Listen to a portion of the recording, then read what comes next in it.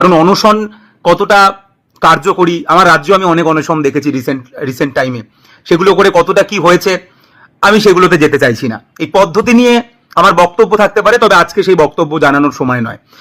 সোনাম ওয়াংচুকের অনশন আজকে 19 নম্বর দিনে পড়েছে, শরীরটা সম্পূর্ণ রকম ভাবে ভেঙে পড়েছে এবং এটা চোখে দেখা যাচ্ছে না।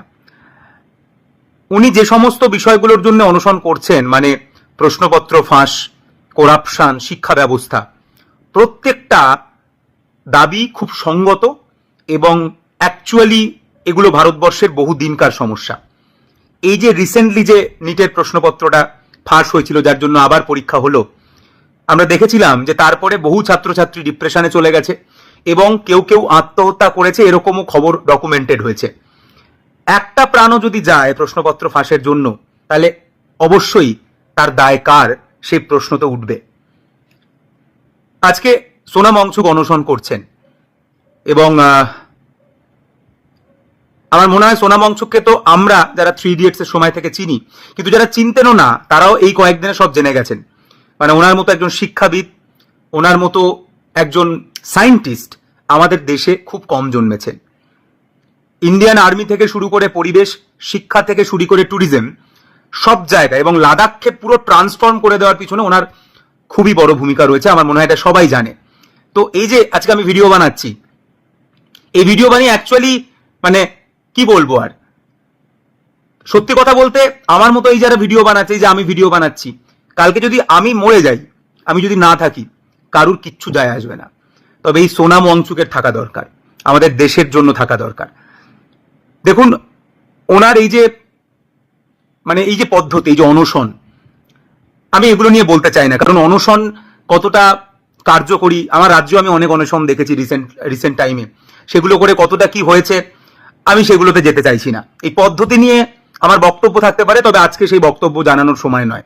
কিংবা এই যে একজন রিজাইন করলেই কি এই সমস্ত কিছু ঠিক হয়ে যাবে, আমি সেই কথাতেও যেতে চাইছি না। কিন্তু আমি এইটুকু জানি, যেহেতু এখন অবভিয়াসলি এই যে একটা বড় মুভমেন্ট হচ্ছে এবং একজন এত ভারতবর্ষের একজন রত্ন তিনি অনশন করছেন, আমার মনে হয় আমাদের দেশে তো সবকিছু খুব রাজনৈতিক, খুব পলিটিক্যাল, তো ওনার মতো মানুষের থাকা দরকার।